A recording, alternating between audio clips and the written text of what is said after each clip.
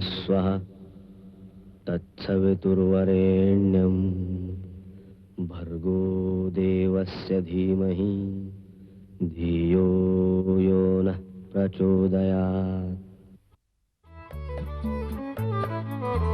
सुख आणिक दुःख यांना सांधते आहे.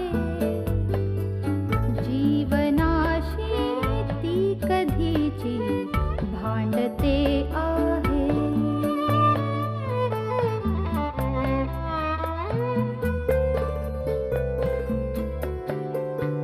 दोन डोळ्यांनी मुक्याने बोलताना ती वेगळे काहीतरी बघ सांगते आहे.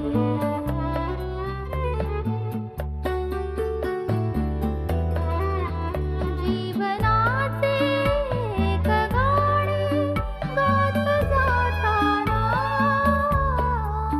वेगळीशी चाल त्याची बांधते आहे. जीवनासाठी जणू ही अकस्मिता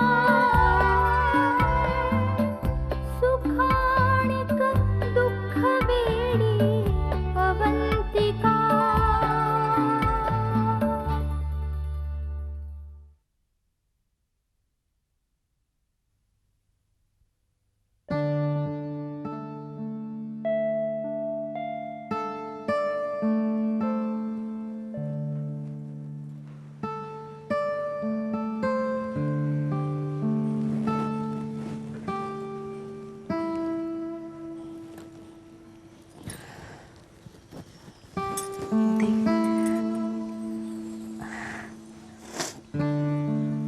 किती सुंदर दिसतेस ग.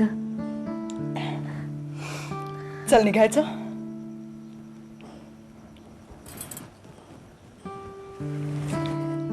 नीट राहशील ना प्राजू?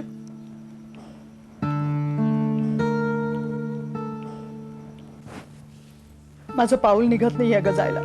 तू एकटी कशी राहशील इतक्या मोठ्या घरात? पण जायला तर हवंच ना. तू सुद्धा जाशील ग अशीच एक दिवस भुरकन उडून.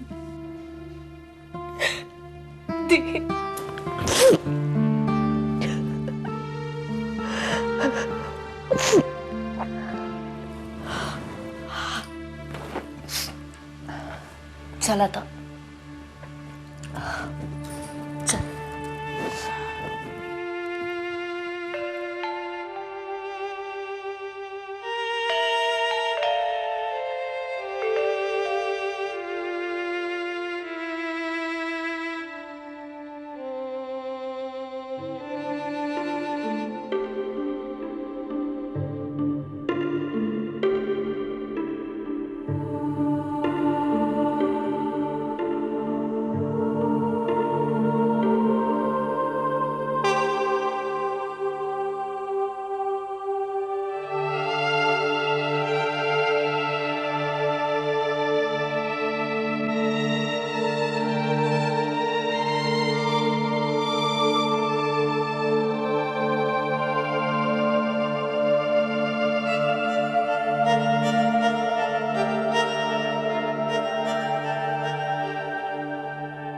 अभ्यास करतेय खरा, पण मनापासून अभ्यास करतेय का अभ्यासाचं नुसतं नाटक चाललंय हिचं?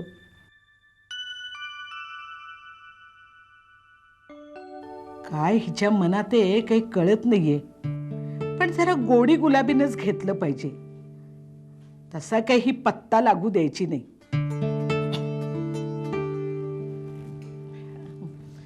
काय ग नेहा, कालपासून त्या नीरजचा फोन नाही का आला?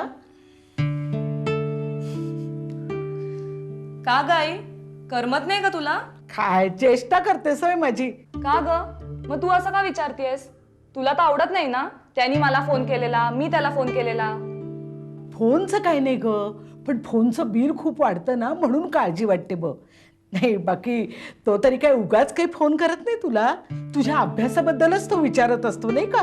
तुझी किती काळजी करतो, तुझ्या अभ्यासाबद्दल विचारतो. आई एवढी गोड का बोलतीये? नक्कीच काहीतरी आहे. सारखी मदत करत असतो नाही का तुला? तुला भेटतो, बोलतो. अगं आई, त्याला कुठे वेळ असतो भेटायला बोलायला? हे बघ, अवंतिका ताईंनी सांगितलंय ना, म्हणूनच तो मला मदत करतो. तसा मुलगा खूप स्मार्ट आहे नाही का? एकदम हुशार आहे.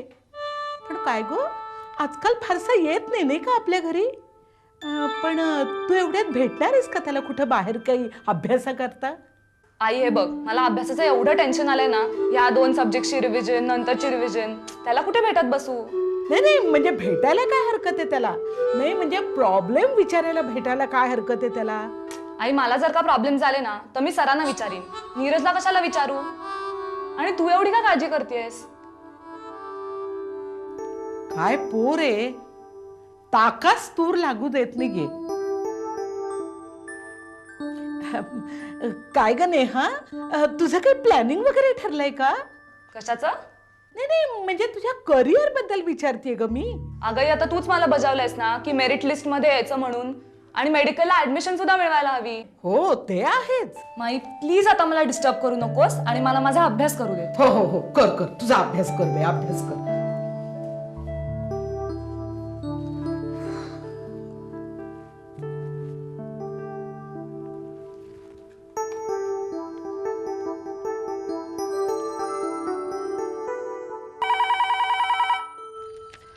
हॅलो.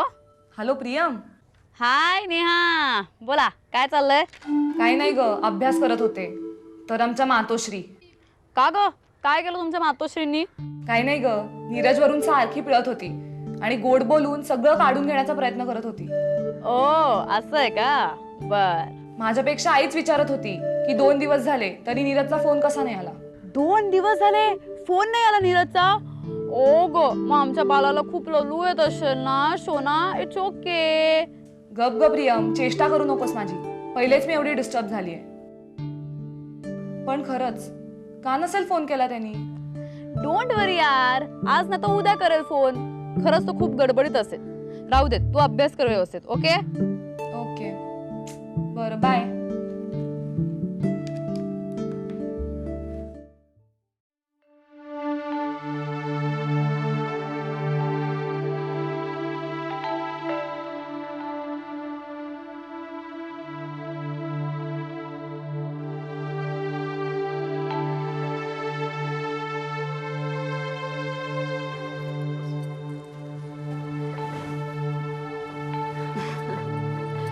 छान झाला ना सगळा समारंभ?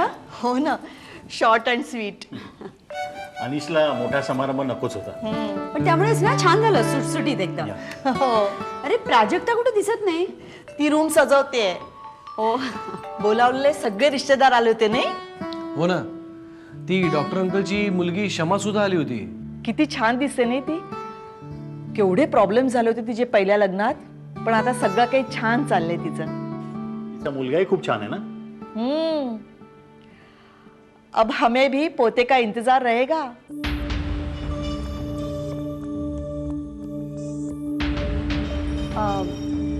आसावरी, तुला कोणती फुलं आवडतात? फुलं? म्हणजे रातराणी आवडते? हो. मग आम्ही तुझ्या खोलीमध्ये रातराणीची फुलं ठेवतो. आता बस कर हा. ती बिचारी काय चुकीचं बोलते. हे बघ, हवं तर आम्ही सगळेच येतो मदतीला. काय? पप्पा प्लीज, तुम्ही सुद्धा.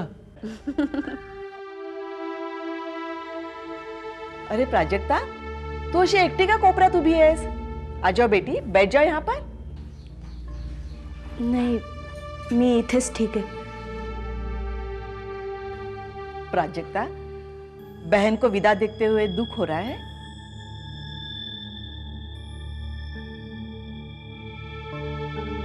अगं प्राजक्ता, तू येत जा इथे राहायला. कधी तू इथे, कधी आसावरी तुझ्याकडे येईल. काय? त्यापेक्षा 4 दिवस तू राहतेस का इकडे? एकटीला राहणं जड जाईल ना एकदम. ठहर जाओ बेटा.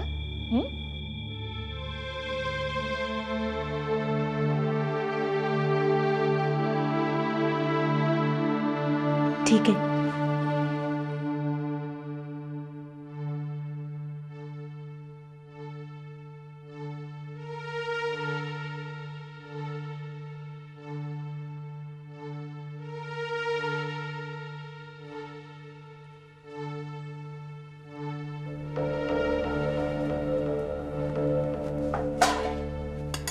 काय झालं रे सलील? रीमा आली नाही का अजून?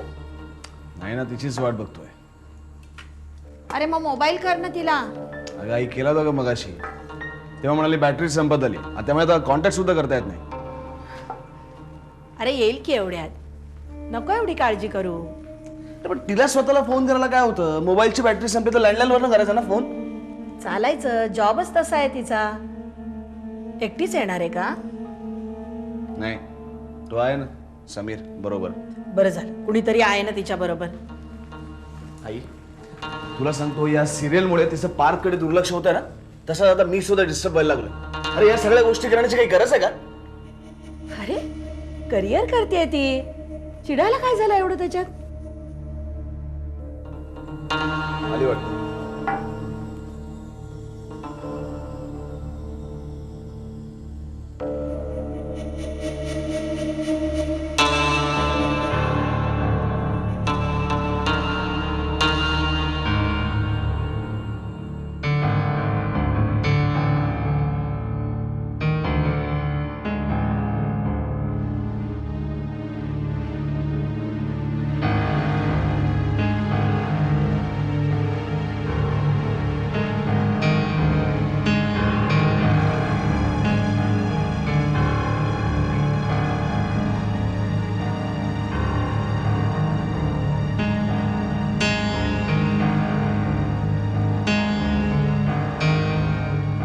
सलील, शांत हो का, एवढं चिडायला काय झालं? हे असं वागणं तिला शोभतंय? अरे काय बोलतोयस तू? हात हातात घेतला म्हणून काय झालं? निव्वळ शिष्टाचार आहे तो. अगं पण सलील, मला माहितीये तुझ्या मनात काय चाललंय ते. उगीच भलते सलते विचार मनात आणायचे नाही तर.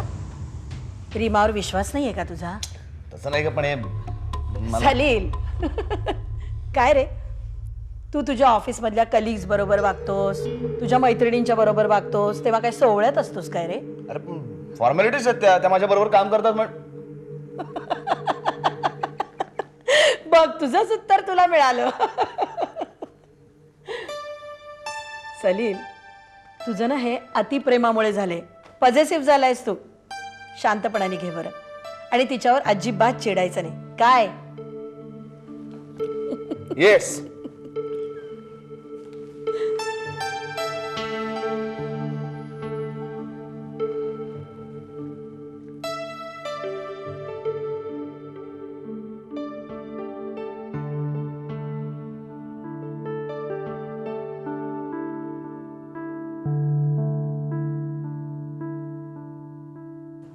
अनिशने लग्नाचा निर्णय घेतलाय.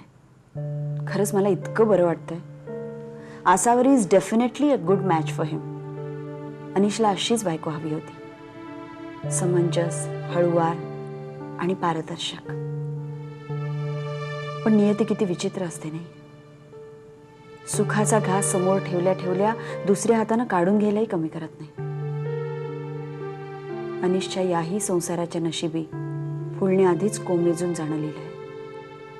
पण तो मुलगा अंगावर शाल पांघरावी तितक्या सहजपणानं ही वस्तुस्थिती स्वीकारतोय. अनिश, मला इतका अभिमान वाटतो तुझा. I am really proud of you my friend.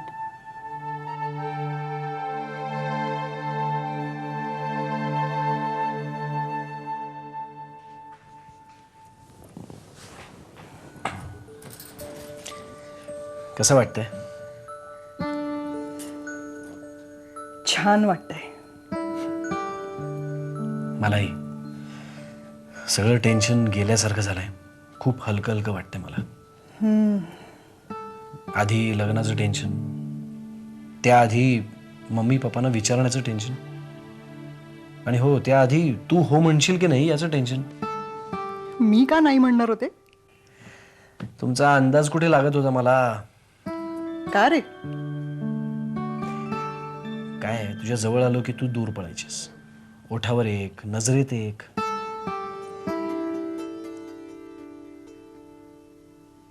मी खूप त्रास दिला तुला? आणि म्हणूनच ठरवलंच होतं तुला शिक्षा करायची आणि सरळ माझ्या जवळ आणून बसवायचं कायमचं. चालेल ना?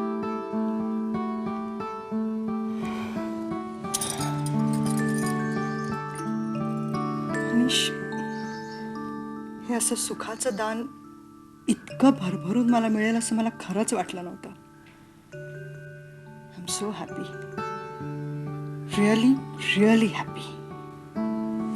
And I want you to be happy now and forever.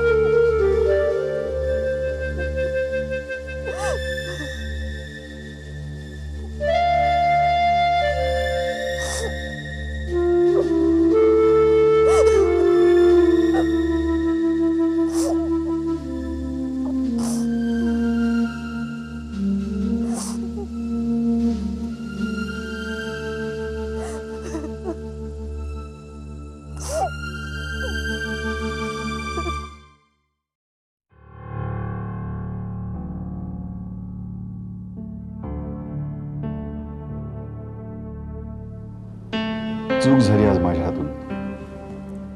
माझ्या सोनुलीचा आज घरातला पहिला दिवस आणि दिवसाच्या सुरुवातीलाच मी मारलं तिला. मारण्या इतकं खरंच चुकीचं वागली होती? नाही, नीट समजावून सांगता आलं असतं, पण नकळत हात उठला. इतका इम्पल्सिव्ह का वागतोय मी अलीकडे? मनाविरुद्धची एखादी गोष्टही सहन होत नाहीये. चिडचिड, संताप. कशामुळे इतका कडवट आणि व्हायलंट होत चाललोय मी की माझ्या लेकीला मी राक्षस वाटलो?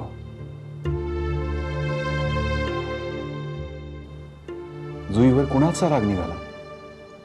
रिचाचा. रिचाच्या विचित्र वागण्याची शिक्षा मी इतरांना का देतोय?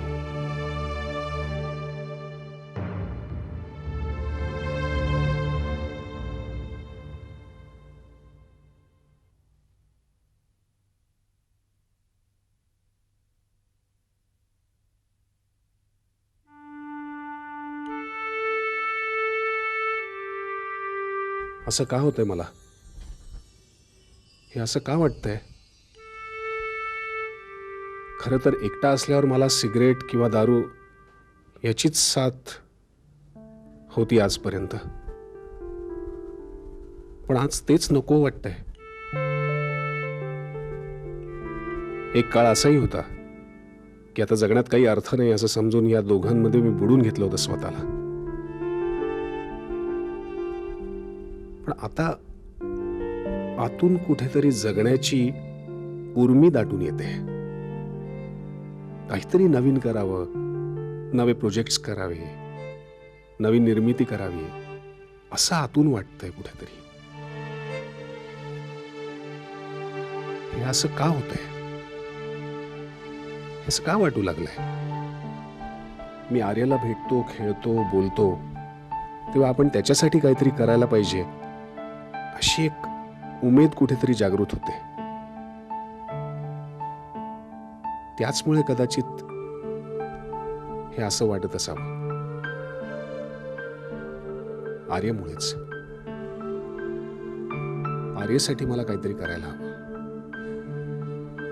आर्यासाठीच रादर सगळं करायला हवं.